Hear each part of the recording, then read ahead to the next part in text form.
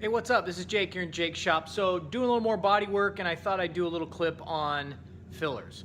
Um, I've learned a lot about fillers over time, and there's a right way to use them and a wrong way to use them.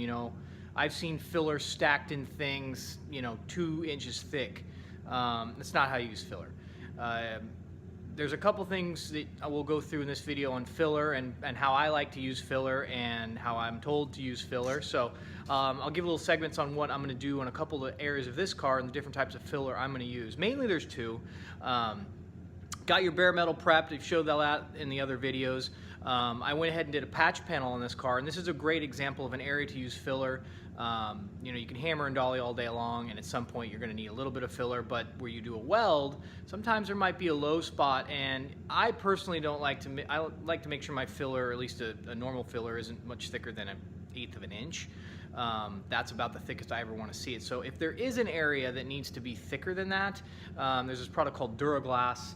There's a couple different brands out there. I've got a really higher quality brand that I use in the shop here, and I'll be using a little bit of that on one of these patch panels. So I'll flip the camera around and show you what I'm up to.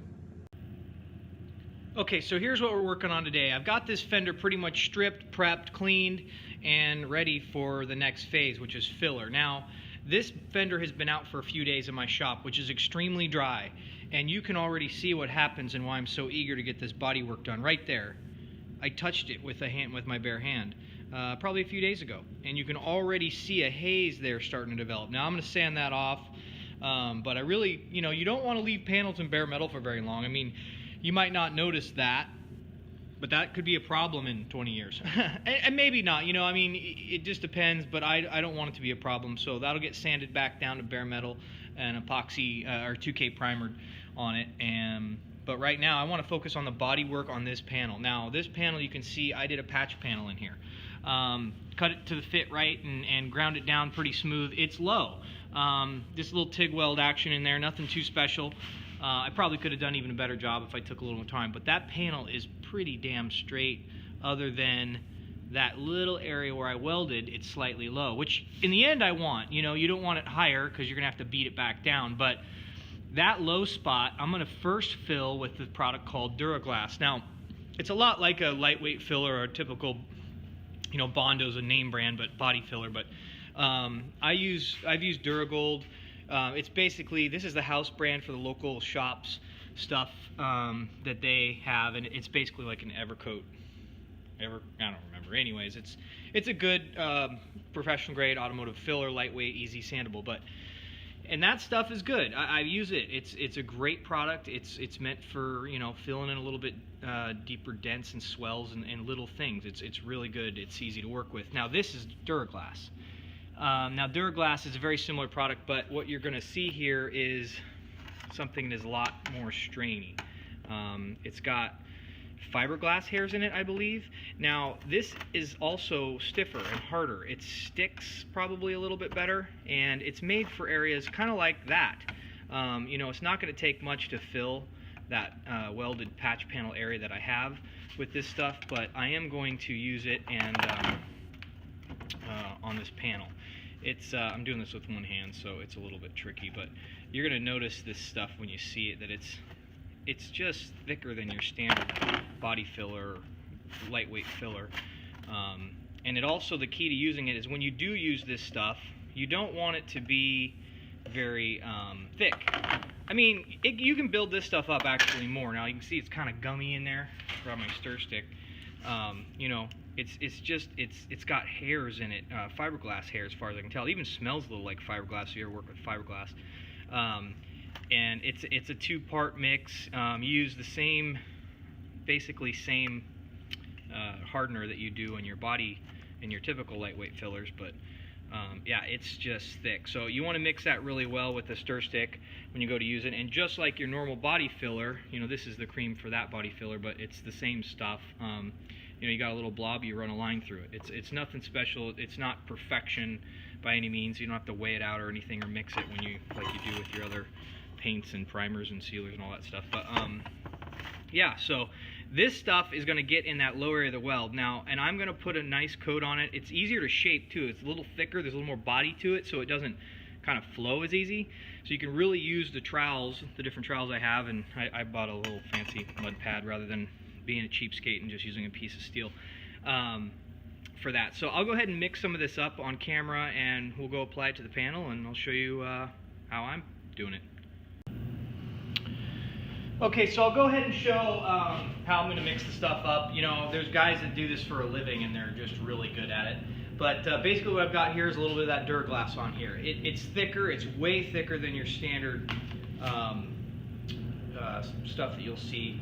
I've got, you know, for body fillers, but you know, the fiberglass hairs in it, it's going to mold different, it's going to stay like this, and this again is your cream hardener. This stuff has to be kneaded. I actually put it in my pocket and then just knead it, move it around. When you got a little blob like that, it's just not rocket science. It's a two-part, kind of like an epoxy that goes together. You know, they used to make stuff like liquid metal and things like that, but the biggest problem with anything is it needs to retain flexibility. It needs to move with the metal. If you're trying to put something on here that is a filler of some sort that's too hard, you'll have a problem.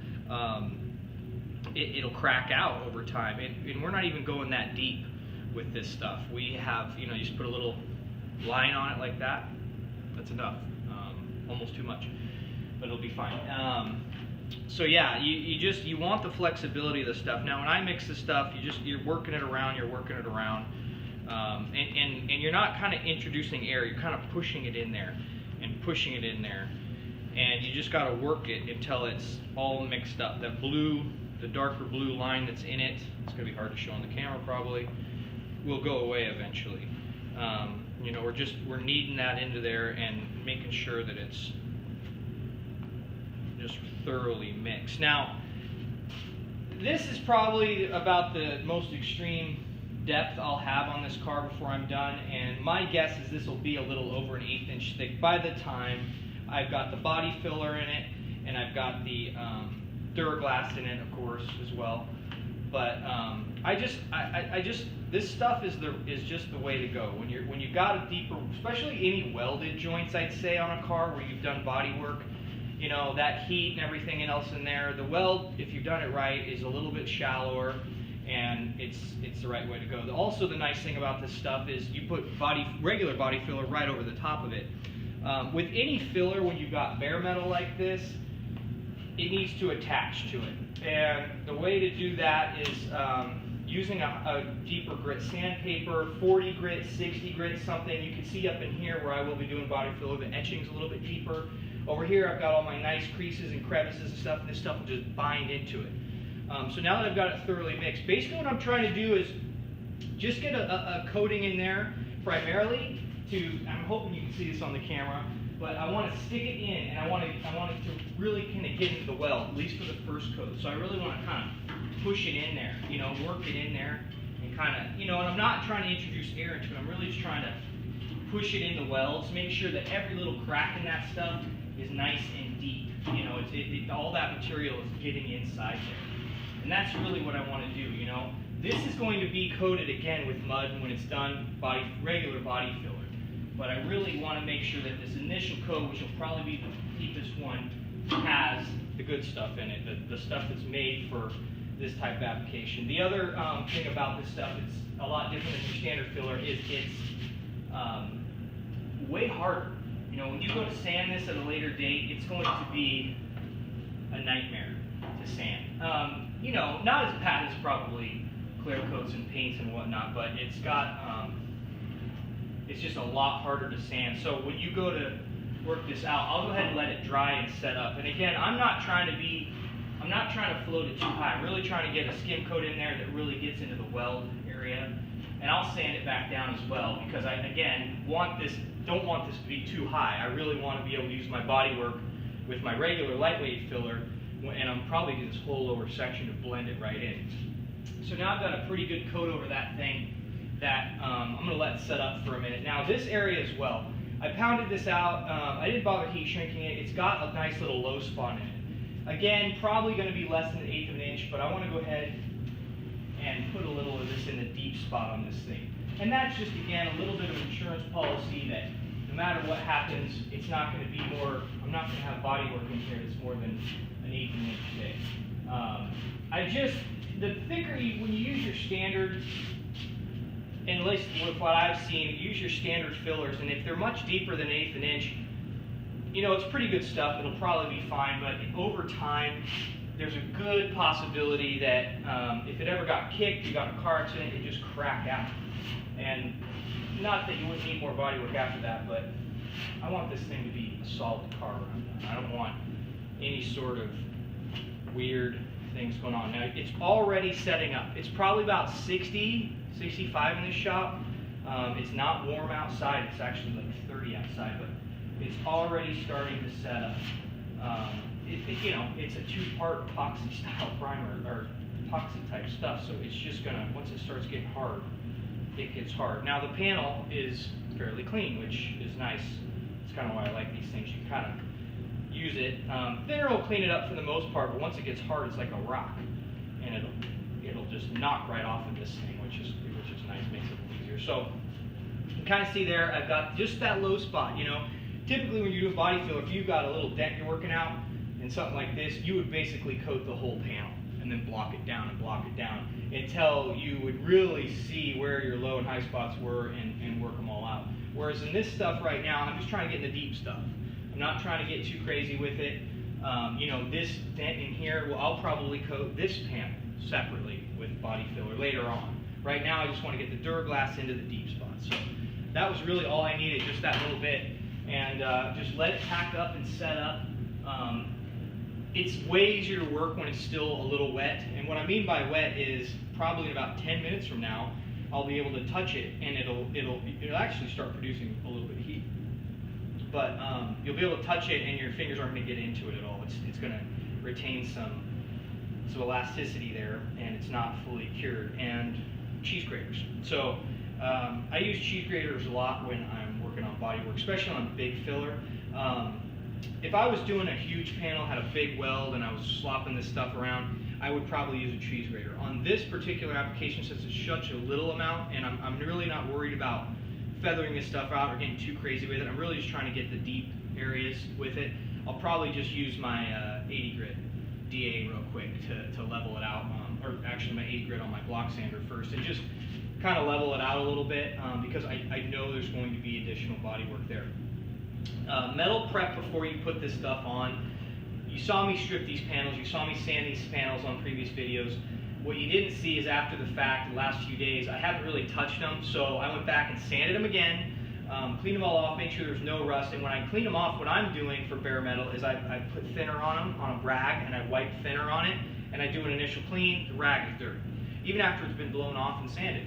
I do it again until it's not dirty. Now once it's not dirty, I start off with fresh rag and a fresh dry rag behind it, and I go wet dry right behind it in one fell swoop. That way I'm not smearing stuff around and just wiping. I'm one fell swoop, one fell swoop, one fell swoop. That way nothing is in here. It's bare metal and thinner. Now that thinner should probably dry or flash off until it's dry. Now depending on temperature and humidity and stuff like that, we're not too humid here, but temperature in the shop's about 65 right now.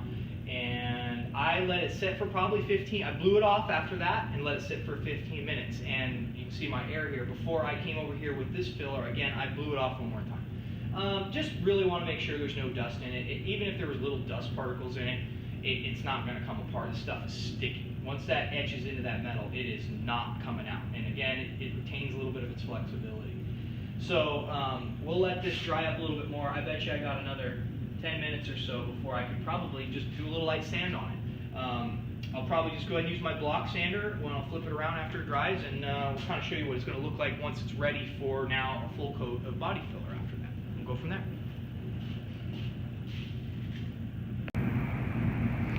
Okay, so the stuff's pretty much set up. We can go ahead and do some sanding. Now, the other thing that I didn't have on earlier, I probably should have, was gloves. There's a lot of body guys out there that don't use gloves very often, but when you're dealing with bare metal, like you saw earlier in this video, you know, I touched it with my thumb when I picked up the fender, and a few days later, there's a haze, just a light haze, almost unnoticeable of rust. That's obviously a problem when you're dealing with bare metal. So wearing gloves is nice, just in case you touch it somewhere else. If you're not going to get to cleaning it and priming it and sealing it right away, I probably won't be priming this fender for another few days until I get the rest of the body work done on it, a couple days, since I'm not out in the shop every single night, unfortunately. I've got a life outside of this. But, so yeah, anyways, I've got the Duraglass on, and right now it's still sticky to the touch. I don't even know if you can hear that. Now, I don't have any huge seams, and I know these spots are still low, so I'm not really working them out crazy. I'm not really blocking these out completely. I'm really just trying to smooth them out and get them ready for body work. I've got a Durablock, or a block sanding, nothing special. It's just an 80 grit on it. You know, I could probably go with 60. I just don't happen to have any at the moment, but it's good. So really, I just want to knock the ridges down and level it out a little bit to get it ready for the actual body filler that's going to go over these panels to really blend them in. So anyways, a lot of times when you're block sanding with anything, and I'll probably do another video on a different portion of the car since I'm in here for months doing body work, but and show some more techniques, at least that I use, and we'll go from there. So block sanding, you know, crisscross pattern, you know, you're not trying to dig it in too much, but it takes a little bit of elbow grease, and we'll see how this is set up now. You know, it's been about 15 minutes. It's still sticky to the touch. And what the cheese graters are nice, because what will happen to this right away, I assume, is I'm going to get, it'll gum up in here a little bit. But that's fine. I'm really just trying to knock it down and get it out of the way. So, it cuts down pretty good, you know, I'm not working it against anything else. And I'm really just trying to get it to a point to where it's more level. The seams are fairly feathered. Yeah, it's really hard.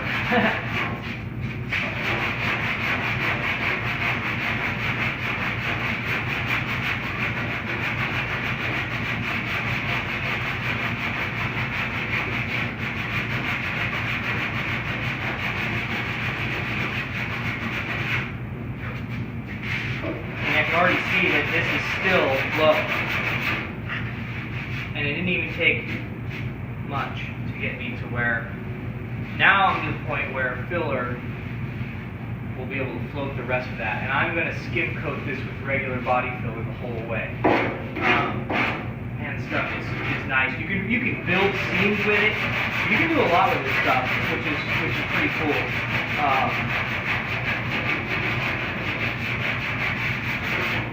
And you can see already it's just gummed up the paper pretty well. Which is expected, you know. I didn't do a cheese grater thing like I could have. And part of the reason is I need to get some new cheese graters. That one was one that I used when I did all the body work on my Firebird. And if you've seen any of my older videos, I had an intro on there with it on there. Someday I'll probably do a little video on it. I actually had a website on that Firebird I created about 10 years ago. Nothing special, just a Google Pages thing. But it was fun. So yeah, it's already to the point where I know filler will cover this whole thing out, or body filler. It's not high in any spot anymore. And I've just got that deep stuff pretty much worked out. And if I had a 60 grit, it would be quicker. Because the last thing I want to do is, if you get your body filler over this and you're blocking your body filler, your normal lightweight filler out, once you hit this stuff, it's way harder. It's not going to sand the same way, and the risk you're going to run in doing something like that is that when you're sanding your lightweight filler, once you hit this will remain high no matter what you do. So no matter what, you want to keep this lower. I want to make sure this will ultimately be lower than my final filler. You know, your primers are obviously fillers as well. It's filling in things. But no matter what, I want to make sure this is low. I just want to make sure it stays in the low spot. It's filled up the majority of the low spot in this area, and that's exactly what I need right there. So you can see that it's pretty much filled that entire area, which was at an angle you could barely see. You could feel. Now I can still feel a low spot right here. It's probably going to be a 1/16 of an inch low, which is fine. I want my filler to go over that entire panel, and then I can mold that perfectly. And there'll be portions of filler that could probably almost be primed. You know, once you do 3 coats of really good 2K primer, There's a lot of little wows you'll get out, but you won't get them all out. And that's a big problem, what'll happen, and why 2K is so nice, at least in my opinion, for an idiot like me.